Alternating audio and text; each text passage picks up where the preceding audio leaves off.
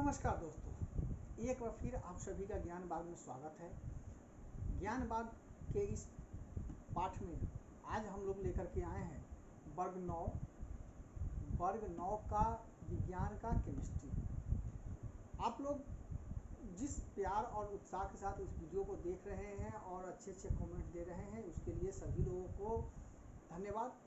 और जो कुछ आप लोग हमसे सीख रहे हैं तो कुछ हमें भी सिखाइए और हमारी गलतियों को कमेंट बॉक्स में देखिए और उसको बताइए कि इसमें किस किस बिंदुओं पर हमें सुधार की आवश्यकता है, क्योंकि बिना आप लोगों के सुधार के देखे हुए या आप लोगों के बताई योजनाओं पर हम सही वीडियो नहीं दे सकते हैं, जो कि यह सभी के लिए उपयोगी है। आप भी कुछ सीखें और हमें भी कुछ सीखने के लिए दें। तो आज हम लोग आ रहे हैं वर्ग 9 का विज्ञान रसायन शास्त्र का चैप्टर नंबर 3। इससे पहले हम लोगों ने जो भी पदार्थों का वर्गीकरण है, इस सब पाठ को हम लोग देख लिया था। हमारे परिवेश के पदार्थ है, इसको देख लिया था। आज हम लोग देखेंगे परमाणु, अणु और ion, atom, molecules and ions. इस पर एक दृष्टिकोण देख लेते हैं थोड़ा सा, उसके बाद इसका जो भी प्रश्न उत्तर है उसको भी देखेंगे। और यह जो प्रश्न है यह वर्ग 10 के बच्चों के लिए भी महत्वपूर्ण है, क्योंकि इससे भी प्रश्न आप लोगों के बोर्ड के एग्जाम में आ सकते हैं, आ नहीं सकते हैं बल्कि आते ही हैं। कुछ क्वेश्चन जो है इससे भी आते हैं, बस इसका थोड़ा जो आंसर होता है वो बृहत हो जाता है, थोड़ा ज़्यादा हो जाता है। और सब 9th में है तो कम लिखना है, क्योंकि आप सभी लोग जानते हैं कि 9th और 9वां और 9th और 10th का जो पार्ट है उसमें से कुछ क्वेश्चन निकल के आते हैं। तो कुछ क्वेश्चन 10th में है, वही चैप्टर है, थोड़ा बृहद पैमाने पर आप लोग को पढ़ना है, और 9th में कम है। तो आइए हम लोग देखते हैं कि किस तरह से बड़े पाठ को छोटा करके आसान भाषा में हम लोग कैसे 9th को पढ़ते हैं, जो कि आप लोगों के लिए यूजफुल होगा और आप लोगों को पढ़ने में और समझने में आसानी होगी। तो किस तरह से हम लोग नोट्स बनाएं या किस तरह से आप लोगों को अणु, परमाणु और आयन का जो कम संक्षेप में पूरा पाठ कैसे पढ़ते हैं, इस पर हम लोग चर्चा करते हैं और यह आप लोग के लिए किस तरह से उपयोगी है। अब परमाणु तत्वों के संयोग से यौगिक के बनाने की प्रक्रिया कुछ निश्चित नियमों के अनुसार होती है, जिसे रासायनिक संयोग का नियम कहते हैं। रासायनिक संयोग का नियम कहते हैं। पदार्थ की आवश्यकता के नियम के अनुसार रासायनिक अभिक्रिया के फलस्वरूप पदार्थ कुल द्रव्यमान का कोई परिवर्तन नहीं होता है। स्थिर अनुपात के नियम के अनुसार किसी यौगिक में एक ही प्रकार के तत्व द्रव्यमान के विचार में हमेशा एक निश्चित अनुपात पर परस्पर संयुक्त रहते हैं।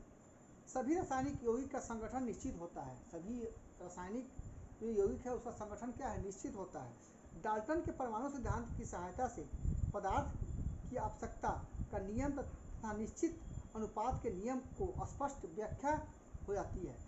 यह इसका निश्चित अनुपात और निश्चित आवश्यक नियम जो है यह किनके ऊपर होता है, डाल्टन के परमाणु सिद्धांत पर काम करता है। डाल्टन के परमाणु सिद्धांत के अनुसार सभी पदार्थ अति सूक्ष्म कणों से बनते हैं। यह कण अविभाज्य होते हैं, जिन्हें परमाणु कहते हैं। वह क्या होता है, बहुत छोटे कण से बने होते हैं, और वह क्या होता है, अविभाज्य होते हैं, उसका विभाज्य नहीं होता है, वह क्या है, परमाणु होते हैं। एक ही तत्व के सही परमाणु सब प्रकार के समान होते हैं। एक परमाणु के सभी तत्व क्या होगा, समान होगा। संकेत किसी तत्व के पूर्ण नाम का संक्षिप्त रूप होता है। संकेत, जैसे हाइड्रोजन लिख रहे हैं तो पूरा हाइड्रोजन लिख करके हम H लिखेंगे, तो ये क्या, हाइड्रोजन का संक्षेप नाम हो गया। संकेत किसी तत्व का कार्बन 12 के एक परमाणु का द्रव्यमान 12वां भाग परमाणु द्रव्यमान इकाई है। यह क्या होता है, मास यूनिट कहता है। इसे संक्षिप्त रूप से अणु कहते हैं। 2 या 2 से अधिक परमाणु से बना पदार्थ का सबसे छोटा कण जो हो गया वो परमाणु हो गया। परमाणु के 2 या 2 से अधिक पदार्थों का बना सबसे छोटा कण जो स्वतंत्र रूप से रह सकता है वह क्या कहता है, अणु कहलाता है। किसी तत्व के अन्य तत्वों के संयोग करने की क्षमता को उस तत्व का संयोजन कहते हैं। किसी तत्व के सही परमाणु सदृश होते हैं, किंतु वे अन्य तत्वों के परमाणु से भिन्न होते हैं।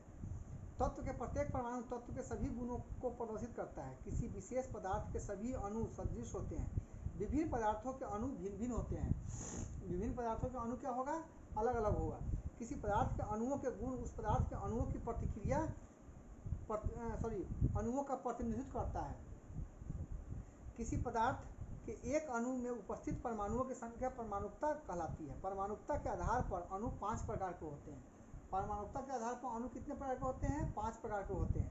एक परमाणु का अणु, दूसरा द्विपरमाणु अणु, त्रिपरमाणु अणु, चतुष्परमाणु अणु और बहुपरमाणु अणु। जो पांचवा होता है उसको बोलते हैं बहु।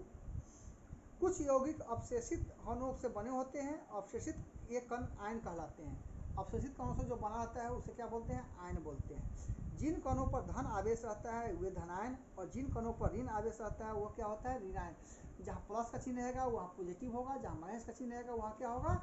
निगेटिव होगा।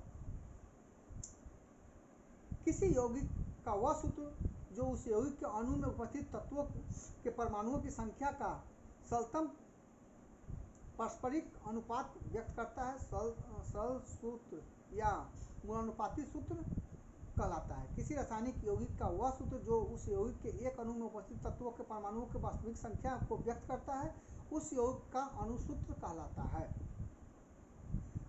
अब है परमाणुओं या परमाणुओं का वह समूह जिसका एक संयोजन होता है और जो रासायनिक अभिक्रिया के फलस्वरूप अपने स्वतंत्र अस्तित्व कायम रखते हैं, वह अपरिवर्तित रह जाते हैं, वह क्या होता है? मूलक कहलाता है।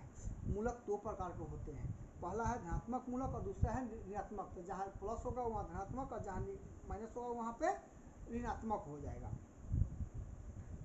तो आज के वीडियो में हम लोग इस पाठ का यहीं तक रखते हैं। आगे इस पाठ का जो संक्षेपण है वो हम लोग देखेंगे और इसके दूसरे भाग में। तो इस तरह से आज का हम लोग पाठ परमाणु, अणु और आयन समाप्त हो रहा है, स्टार्ट हुआ है। और इसमें हम लोग देखे हैं कि क्या क्या मुख्य बिंदुएं हैं और उस मुख्य बिंदु पर आगे चर्चा की जाएगी। तो इसी के साथ आज का यह वीडियो वर्ग 9 रसायन शास्त्र का समाप्त हुआ, परमाणु, अणु और आयन। अगले वीडियो में इस पाठ का और जो इम्पोर्टेंट पॉइंट्स है या टॉपिक्स है उस पर हम लोग चर्चा करेंगे। तो इसी के साथ आप लोग इस वीडियो को देखिए, लाइक कीजिए और इसमें जो भी कमियां हैं उसको बताइए। मैं एक बार फिर बोल रहा हूँ कि हमारी जो भी कमियां हैं उसको कमेंट बॉक्स में बताइए। अगर आपको अच्छा लगता है तो अपने दोस्तों के साथ, अपने शुभचिंतकों के तक यह वीडियो को शेयर करें ताकि वो भी इसका लाभ ले सके और वो भी इनका परीक्षण करने के उपरांत हमारी जो भी मुख्य बिंदु है उसको अपने पास रख करके जो भी कमियां हैं उस बिंदुओं को हम तक कमेंट के थ्रू पहुंचाने का प्रयास करें। तो इसी के साथ जय हिंद, जय भारत, जय हिंद।